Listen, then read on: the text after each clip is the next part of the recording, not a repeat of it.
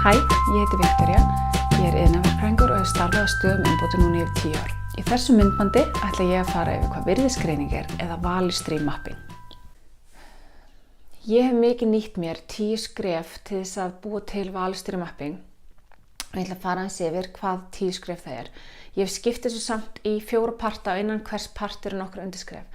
Og í fyrsta partinum þá maður að búa til stoppskrá, í seinni partinum er maður að skoða baseline, hvar er ég, í þriðja hvert ætla ég að fara og síðan í fjórða hvernig ætla ég að komast þangað.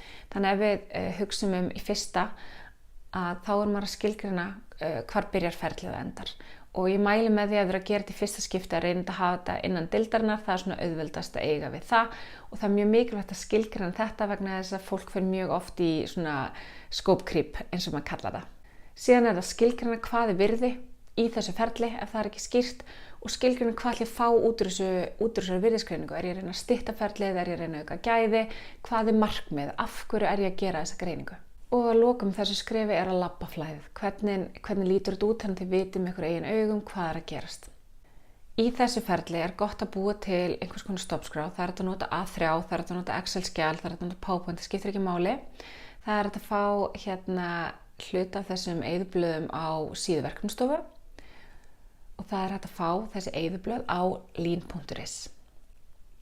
Mér finnst best persónulega að nota bara stoppskrá eða charter sem er bara mjög þægilegt og einfalt. Og eins og þið sjáu þessa mynd, hvar byrjum við ferðilega, hvað endar það, hvað er markmið, af hverju þurfum að fara í það og síðan á hinum partinum er hverjir ætla að vera með okkur í þessu verkefni.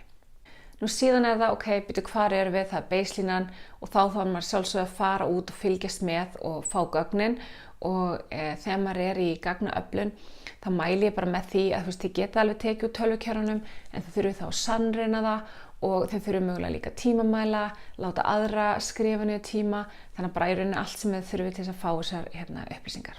Síðan mappið upp virðisstrauminn og kannski hefur ekki komið alveg nóg skýrt hjá mér en maður gerir þetta aldrei einn. Þegar maður er komið með umfangið á ferlinu að þá þarf maður að skoða hverjir eru hagsmunir að koma að því og þeir í rauninni er með ykkur í verkefni. Þannig ef að birgðastýring kemur inn í þetta þá þarf einhver frá henni að vera, ef þið geta haft viðskiptavinn þá er það algjörlega frábært og svo hverjir vinna að ferlinu. Þannig þetta er svona verkefnahópurinn sem kemur að þessari greiningu. Og þegar þið mappið fyrir strauminn þá er þið bara að fara út á gólf og teikna kassana og það er hægt að gera þetta á marga vegu, annars er hægt að skipta liði og segja þú tekur þennan part og við tekur þennan part eða bara allir fara og skoða sama ferlið og koma svo í fundarherbergi og tala saman hvort að þetta hafi í rauninni verið það sem þau sáu all. Síðan þegar við erum komin með þetta núverandi ástand sem er þá bara staðan eins og hún er í dag að þá þurfum við að greina það. Og við greinum núverandi ástand með því að hugsa hvernig gætum við gert betur, hvar sjáum við svona easy tækifæri og við setjum það sem við köllum svona Kaizen stjörnur á, hvar sæjum við fyrir okkur að gæti verið góð umbóta tækifæri og umbóta vinnustofur sem við gætum unnið hér að. Í lokin á þessu skrefi að þá búum við til eitthvað sem heitir ideal state eða bara besta mögulega ástand ef að þegar verið engar skorður.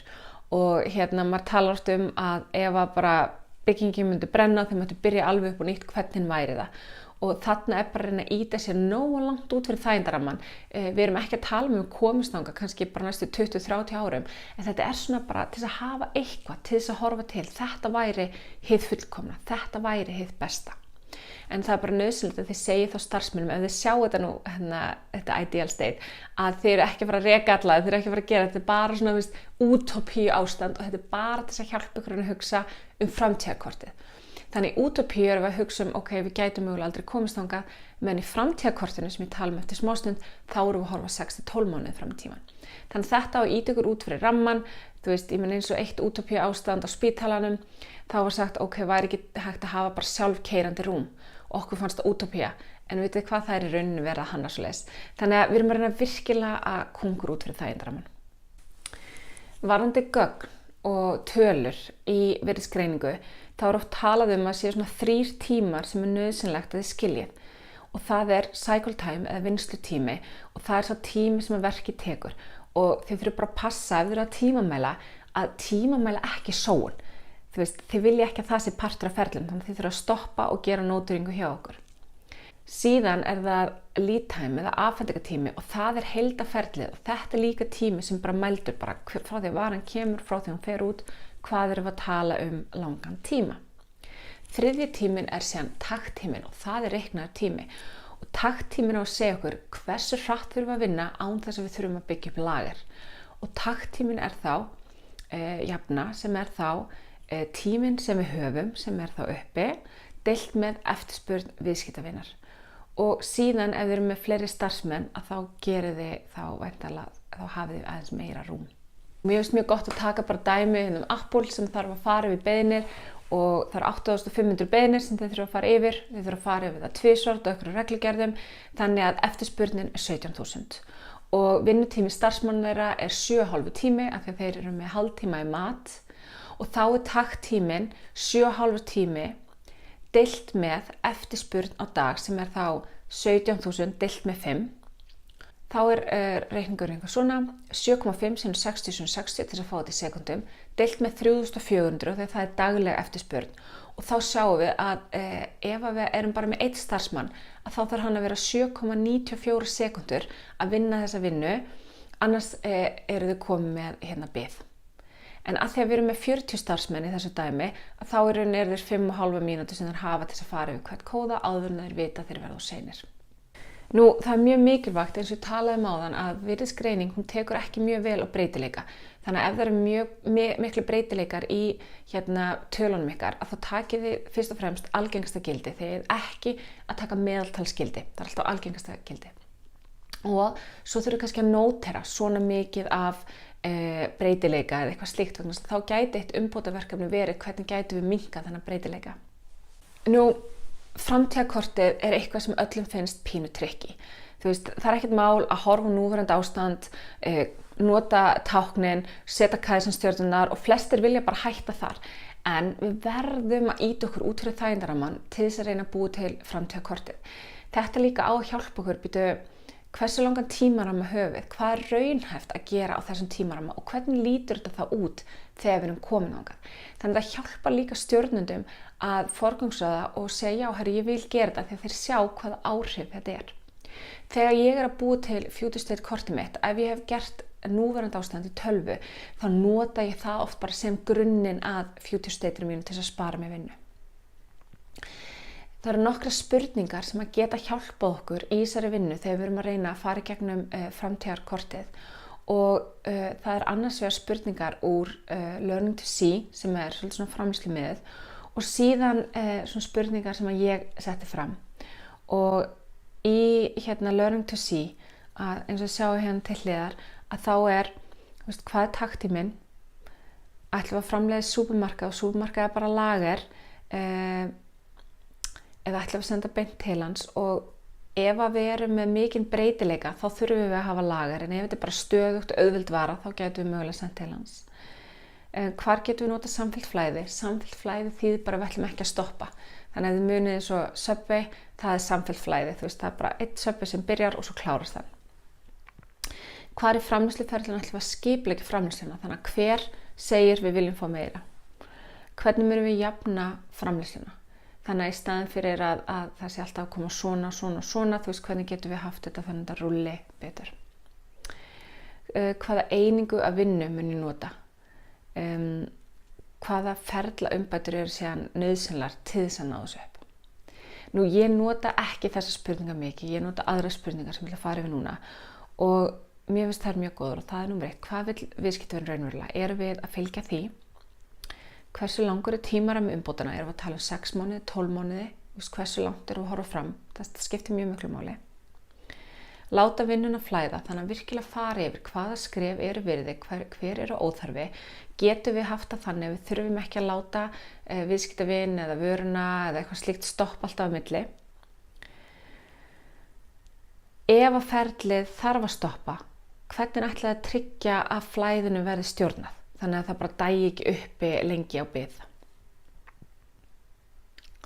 Hvernig verður vinnuálagið á starfsmennina í þessu nýja ástandi? Hversu oft hægt að athuga hversu vel gengur og þarna kemur sjónarstjórnunum svolítið inn í.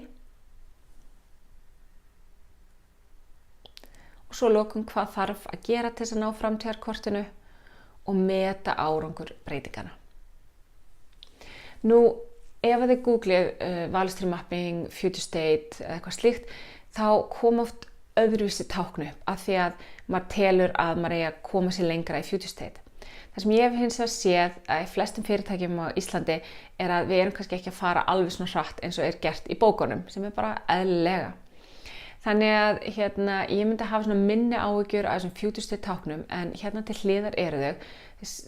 Lager eða súpermarkaðar, hann er táknaður svona, þetta er tog og hérna er svona kanban áfylling og svoleiðis, en eins og ég segja, ekki hafa áhyggjur af þessu, reyni bara að hafa hlutina einfalda og svo þau hugsað til 6 til 12 mánuði fram í tíman og bara ekki flækja þetta.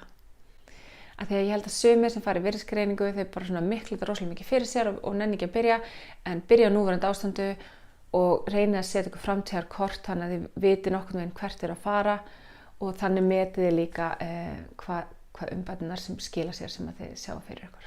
Eitt af því sem hægt að gera þegar maður er að gera virðisgreiningu er að skoða álag á starfsmenn og hvort við séum að ná þeim hraða sem við þurfum á þess að við séum að fara verða sein, og það er vinnslurit og þá í rauninni tekum maður bara þá tíma sem að ferli tók hvern starfsmann og maður sér strax, er einhver sem er að vinna óeðlilega mikið með við hinn, og þá sjálfsögum þetta fyrsta spurningi verið hvernig getum við jafna flæði.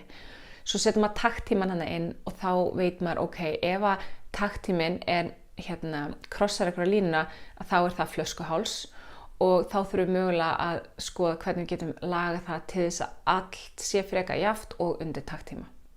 Nú að lokum í þessu ferli, þegar við erum búin að skoða hvar erum við erum búin að skoða hvert viljum við fara í framtíðarástandinu, að þá erum við með lista af mörgum umbótaverkefnum sem við viljum fara að gera. En við getum ekki gert allt í einu, þannig að við þurfum að forgangsraða. Og það eru ýmsar leiðir til þess að forgangsraða. Mér finnst frábært að nota matrixuna, hversu mikil áhrif á móti, hversu miklu tíma eða kostnaði það er, og raða þannig upp verkefnunum og byrja á þeim sem er auðvelt að innleiða mikill ávinningur. En síðan er líka hægt að bara hugsa hvar fæ ég mest fyrir peningin innan þessa korts. Þú veist, þarna fæ ég rosalega mikið hraða, það er kannski svolítið erfitt, en bara þetta er markmið með verkefninu. Þannig að þið þurfa að lista allt upp og forgangsraða. Það er líka mjög gott að byrja á því sem er lítið og auðvelt að innleiða. Nú, og aðgerðaáætlunin, hún þarf þá að hafa skýrt hver var markmið með innleiðingunni, hvað þið ætla að gera, þannig að þess að heildarsýn, og síðan kemur fyrir hverja aðgerð, hver á að vera ábyrgðaraðili, það er bara einn ábyrgðaraðili, hvenær á að vera búið, og svo er alltaf með stöðuna. Og það er ýmsar leiðir sem hægt er að nota til þess að halda utan verkefni. Það er hægt að nota stöðuþrist. Ég hef ekki notað það mikið, það er hægt. Ég hef annarkvort notað bara Excel-skjal til þess að halda utan aðgerðirnar, eða að nota bara töflu, umbúta töfluna sem er þá kannski á deildinni hjá okkur eða slíkt, og þá bara sjá allir hvað er í gangi. En þetta var svona mjög gróft hvað virðisgreining er. Ef ykkur finnst þetta flókið, þá er ekkert mál, það fullt af efni til á netinu til að lesa sér dýpra þetta. En það sem skiptir kannski mestu máli er að flækja þetta ekki of og byrja bara að prófa. Og það er þá númer 1 að setja upp stoppskrána, hvað er það sem ég ætla að fá út úr þessu verkefni og hvað er virðið og slíkt og af hverju er þetta mikilvægt. Fara síðan hvar er ég núna, nota þessi tákn, byrja á viðskiptavinni, fara yfir ferlið, tímana, byrgjan og upplýsingaflæðið, síðan að greina það, setja kæsinstjörnunar, hvar sjáu þið tækifæri til umbóta, hvert langar ykkur að fara í fullkomnum heimi og miða við þá tímaramma sem þið hafið, 6 til 12 mánuði, hvað getið þið gert, forgangsraða umbótaverkefnunum og búið til aðgerðar áætlun og hittast reglulega til að fara yfir, erum við að ná þeim árangri sem við settum okkur eða ekki.